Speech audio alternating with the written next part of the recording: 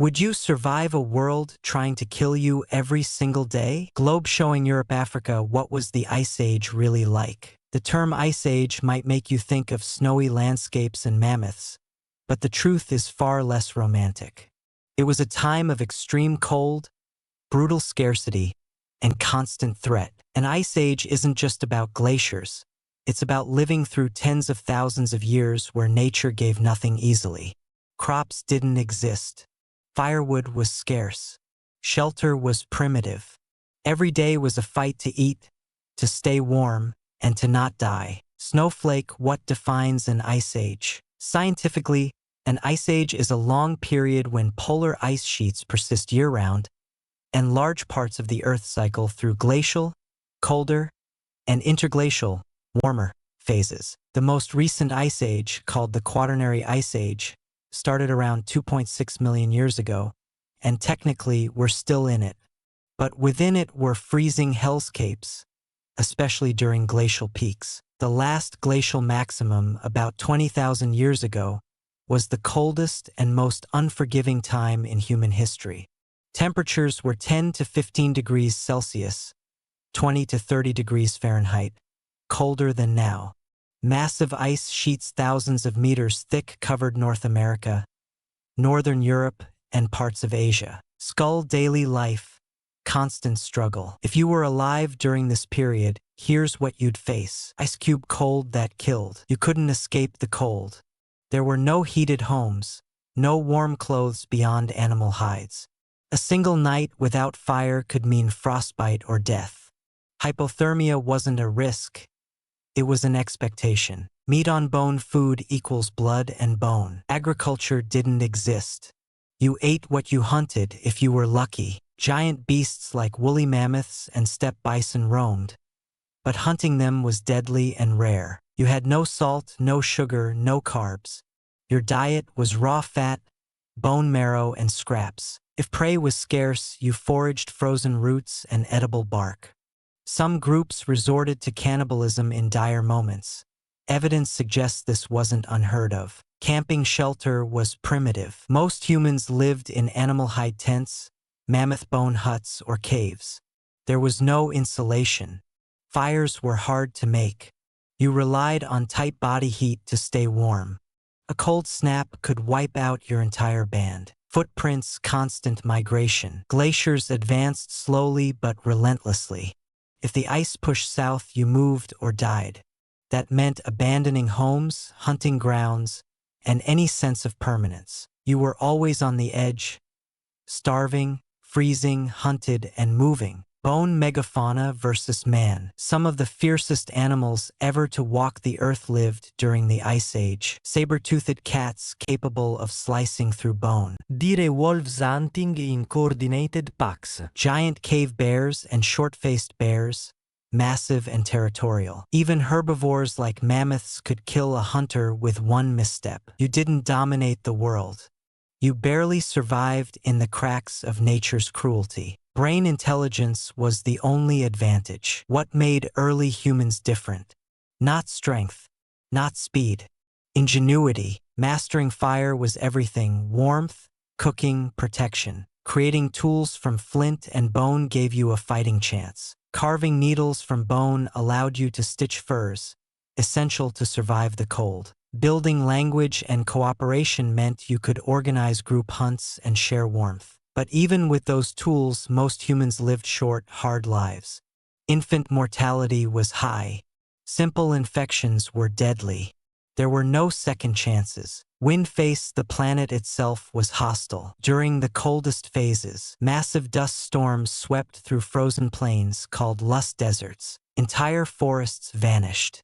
Deserts expanded. Rain patterns broke down, turning grasslands to ice tundra. Sea levels dropped 400 feet, exposing vast land bridges but drying up coastal resources. Earth looked alien, dry, windy, frozen, and nearly lifeless in many regions. DNA, only the strong, smart, or lucky survived. The Ice Age wasn't just a test of survival, it was an evolutionary crucible. Only the most adaptive humans lived on to pass their genes. Neanderthals, stronger, tougher, cold-adapted, still died out. Homo sapiens scraped through by being flexible, mobile, and cooperative. This was not a time of progress. It was bare survival, inch by inch. This was the coldest it ever got. And for a while, it looked like we wouldn't make it. Ice Cube, what was the last glacial maximum? The last glacial maximum, LGM, happened around 26,500 to 19,000 years ago. During this time, the Earth's climate reached its most extreme cold in the last 100,000 years. Ice sheets had crept to their furthest extent.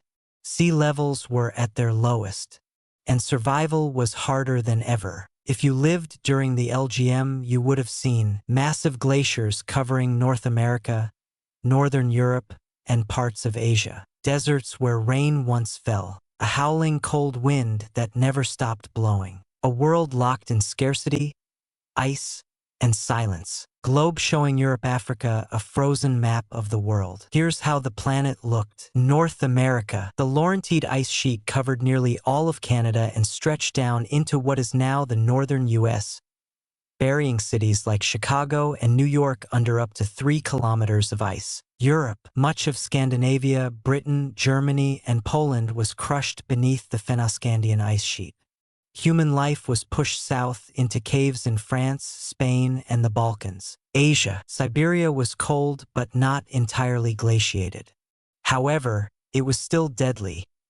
Frozen tundra, wind-blasted plains, and predators hunting anything that moved. Sea level drop. With so much water locked in ice, sea levels were 120 to 130 meters, 400 plus feet, lower than today. Entire coastlines vanished. Land bridges appeared, most famously Beringia connecting Siberia to Alaska, Sundaland connecting Southeast Asia's islands, Doggerland between Britain and continental Europe. These land bridges allowed migration but also exposed people to barren, freezing environments. Skull how the cold killed. At the LGM's peak, global temperatures were 6 to 10 degrees Celsius colder than today. In some regions, daily highs barely reached minus 20 degrees Celsius. Permafrost reached as far south as Kansas and Central Europe. Water froze in your sleeping hide. Fire was mandatory but hard to start and harder to maintain. Starvation, exposure, infection, these were constants. Children froze in the night. Hunters failed to return. An injury meant death. DNA human survival, the edge of extinction. Only pockets of Homo sapiens made it through, small, tightly knit bands huddled in areas called glacial refugia, where conditions were slightly less brutal. These included southern France and Iberia, the Balkans, central China, parts of Africa, especially East Africa. In Europe, many Neanderthal populations had already vanished by this point, whether by cold, starvation, or absorption into modern humans. Tools and strategies. Humans adapted with improved hunting weapons like spear throwers, atlatls, and stone-tipped javelins. Tailored clothing using bone needles. Ice Age shelters made from mammoth bones and hides. Language and cooperation, key for surviving hunts and sharing resources. Even so, populations were incredibly small, perhaps only 10,000 to 30,000 people in Europe total during the worst phases. One epidemic or cold snap could have wiped us out. Elephant megafauna. Giants of the cold. The Ice Age world wasn't just harsh, it was epic in scale. Massive creatures roamed the tundra. Woolly mammoths, up to 12 feet tall, weighing 6 tons. Woolly rhinos, with thick fur and massive horns. Saber-toothed cats, hyper-evolved for ambush kills. Giant ground sloths, Irish elk, and steppe bison. Humans hunted some of them, but only with extreme risk. A single hunt could feed a band for weeks, or kill half of it. Ice Cube the landscape, frozen and bare. Despite the name Ice Age, not everything was covered in ice. Most of the land was cold, dry steppe or tundra, permanently frozen ground with little vegetation. Trees vanished. Forests retreated south. Grass was sparse. You couldn't grow food. You couldn't store it. You moved constantly, tracking animals and following seasonal migration routes. And when the ice advanced, you either moved faster or were crushed beneath it. Chart decreasing humanity almost didn't make it. Genetic evidence suggests our species went through a population bottleneck, meaning the global human population may have dropped to fewer than 10,000 reproductive individuals. We were nearly erased. One bad generation, one natural disaster, and that could have been the end. But we didn't break, we adapted. Thermometer, the beginning of the end. Around 19,000 years ago, the great ice sheets began to melt. Slowly at first, then rapidly. Temperatures began to rise, glaciers started to retreat, and ecosystems began creeping back. But this didn't bring peace. It brought floods, storms, and chaos. The collapse of ice sheets released fresh water into the oceans, disrupting currents and triggering further cold snaps. The world was warming, life was returning, and then, suddenly, the cold came back with a vengeance. Globe showing Europe, Africa, Earth begins to thaw, then snaps back. Around 19,000 years ago, the world started slowly warming. Ice sheets began to retreat. Vegetation returned. Sea levels rose. Life, human and animal, seemed to be recovering. But about 12,900 years ago, everything reversed. In a span of just a few decades, global temperatures plunged back to Ice Age lows. Glaciers surged. Ecosystems collapsed. It was a climate whiplash the world wasn't prepared for. This period lasted for roughly 1,200 years, and it's known as the Younger Dryas, named after Dryas octopetala, a cold-loving alpine flower that reappeared in the pollen record across Europe. Snowflake, how cold was it? Global temperatures dropped by 3 to 6 degrees Celsius. But some regions, like Greenland, dropped up to 15 degrees Celsius, 27 degrees Fahrenheit almost overnight. Winters became long, dark, and vicious again. Human groups that had started settling down were forced back into nomadic survival. Animal populations that had been rebounding were suddenly wiped out. What caused it? Scientists are still debating the cause, and that's what makes the Younger Dryas so fascinating and terrifying. The leading theories: meltwater pulse disruption. As the North American ice sheets melted, huge lakes formed, including Lake Agassiz. At some point, a massive release of freshwater dumped into the North Atlantic. This disrupted the Atlantic Meridional Overturning Circulation, AMOC, a key ocean current that moves warm water north. Result: the Northern Hemisphere lost its heat engine, triggering a rapid deep freeze. Comet impact hypothesis. Some scientists believe a fragmented comet or asteroid exploded in the atmosphere or struck Earth. Evidence: a global layer of platinum, nanodiamonds, and carbon spherules dated to the start of the Younger Dryas. Supporters argue this caused widespread fires, climate disruption, and possibly triggered megafaunal extinctions. Volcanic eruption. Large volcanic events can release particles and gases into the stratosphere, blocking sunlight. While no supereruption is clearly linked, smaller eruptions may have contributed to regional cooling. The Younger Dryas marks the final blow for dozens of giant species. Woolly mammoths, Sabertooth cats, giant ground sloths, mastodons, short-faced bears, glyptodons, armored tank-like mammals, American lions, camels, and horses. Roughly 70% of North America's large animals went extinct between 13,000 and 11,000 years ago. Why? The likely answer is a triple threat. rapid climate crash, Ecosystem collapse, increasing pressure from human hunters. Humans had developed advanced weapons and group hunting tactics, deadly against already stressed animal populations. DNA humanity under pressure again. The Younger Dryas forced humans to adapt fast or die. Groups in the Levant, modern Israel, Jordan, Syria, had begun farming wild cereals around 13,000 years ago. The sudden cold halted that. People abandoned early farming experiments and returned to nomadic foraging. But not everywhere. In a few places, humans didn't give up. They built storage pits, hunted smarter, and formed more permanent camps.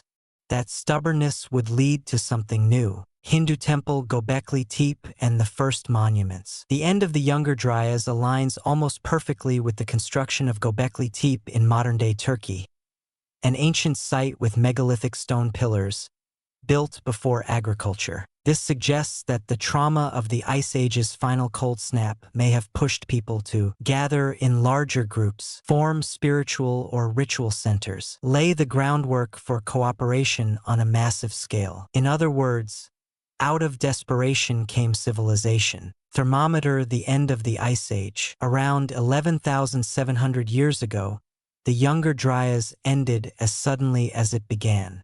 Temperatures surged upward, glaciers rapidly melted, and the planet entered the Holocene, the warm period we live in today. Sea levels began rising at terrifying speed. Coasts vanished. Forests returned. Animals migrated.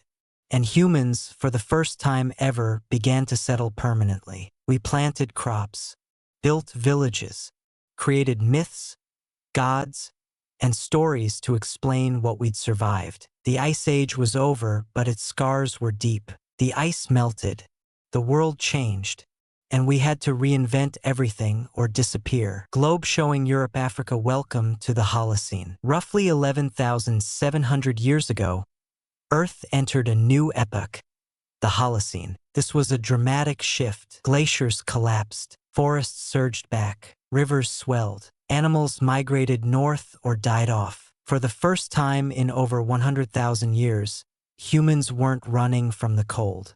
But the world we stepped into was unrecognizable. Water wave drowned lands, shifting coasts. As ice melted, sea levels rose by more than 400 feet, 120 meters, over a few thousand years. Entire regions vanished. Doggerland, between Britain and Europe, was slowly swallowed by the sea. Beringia, the land bridge between Siberia and Alaska, was lost, cutting off human migration. Ancient coastal settlements disappeared without a trace. The ocean reshaped the map. Millions of square miles of land became seabed. Coastal people had to flee inland. Entire cultures were erased by rising tides. Sound familiar? It should. This was climate change on a scale we're only now beginning to echo. Camping from nomads to farmers. The Great Transition. The end of the Ice Age triggered one of the most important revolutions in human history: agriculture. But it wasn't easy or quick. Why now? A stable, warmer climate made seasonal patterns predictable. Glaciers retreating left behind nutrient-rich soil. Some animals, like goats and sheep, were more docile and easier to domesticate. Wild grains, like wheat and barley, flourished in the Fertile Crescent. After tens of thousands of years hunting and moving, humans began planting seeds.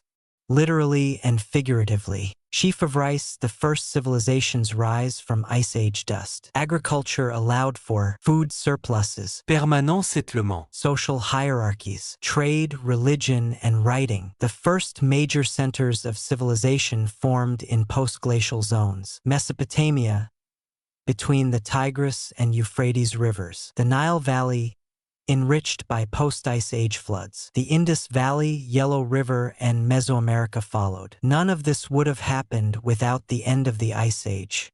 The same warming that ended megafauna cleared the stage for human cities. But it wasn't a utopia. Early farming came with brutal trade-offs. Diet worsened, from diverse wild food to grain-heavy, vitamin-poor meals. Disease spread. Living close to animals and people created new epidemics. War began. Settled land became something to defend or conquer. Class systems formed.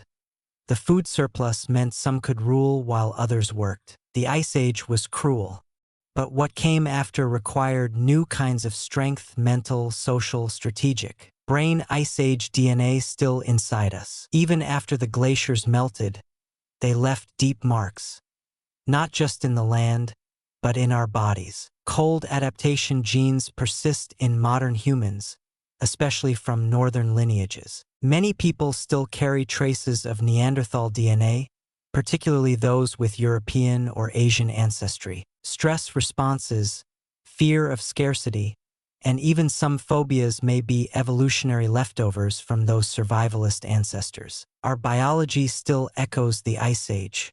We're built to hoard, to flee, to endure. Fire, storytelling, and memory. Post-Ice Age humans weren't just planting, they were remembering. Myths of floods, sky fire, and beasts could reflect real Ice Age disasters. Structures like Göbekli Tepe suggest religious or ritual responses to climate trauma. Early cave paintings from Ice Age survivors became the first human art, and they persisted into the Holocene. And those stories shaped everything that followed. The Holocene has been a relatively calm, warm period, but human-driven climate change is heating the planet at an unprecedented rate. We survived the cold, but can we survive the heat? The ice left us, but it never said goodbye. Ice Cube, is another ice age possible? Yes, absolutely. Earth's climate system operates on cycles.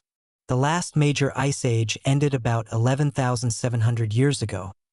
But the larger Quaternary Ice Age, which began 2.6 million years ago, is still ongoing.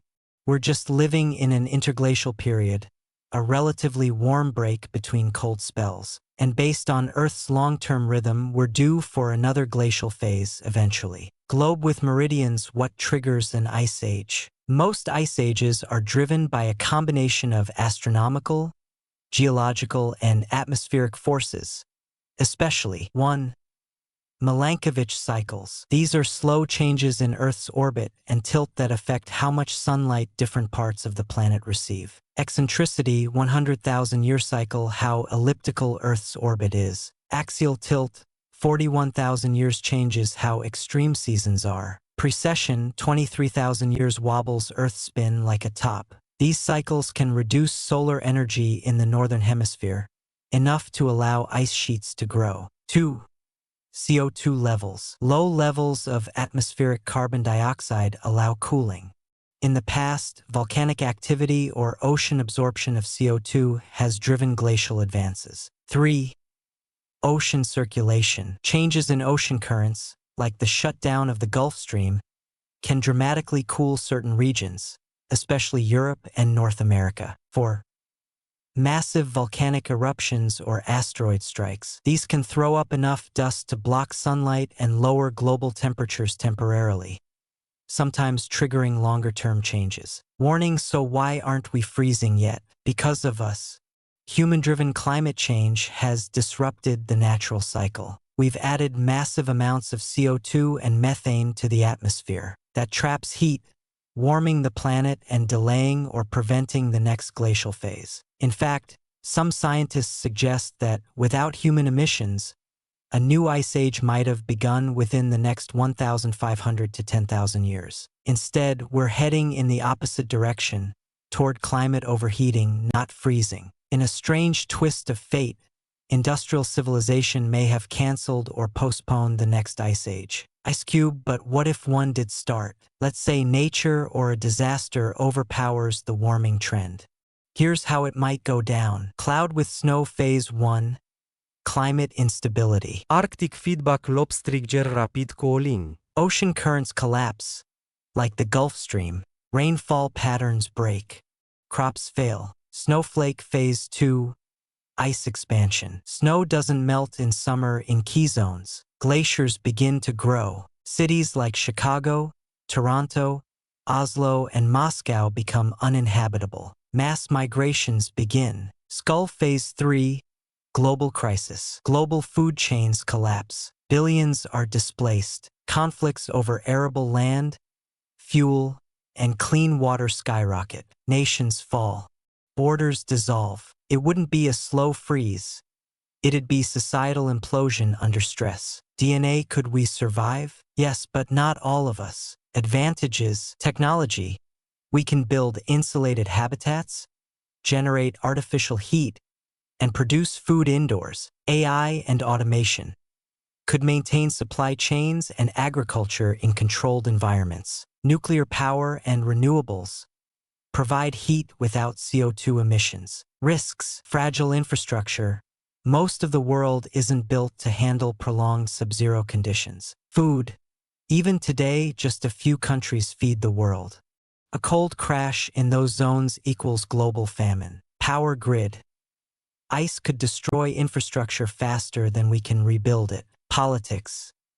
History shows that under pressure, humans tend to fight, not unite. Survival would come down to location, preparation, and cooperation.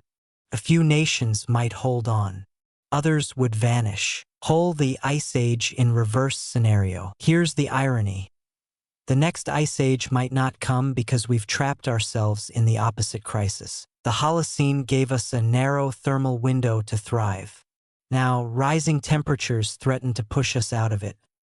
Fast. Melting ice equals rising seas. Droughts equals food wars. Extreme heat equals migration waves. Biodiversity loss equals ecosystem collapse. We're not preparing for a freeze. We're burning ourselves out. So the real question may not be, can we survive another ice age? It might be, can we survive without one? New Moon final thought. The Ice Age didn't end us, it forged us. But if we've truly outrun the cold forever, then we need to ask, what kind of world are we building in its place? Because the harshest climates didn't kill us. Our own hubris might.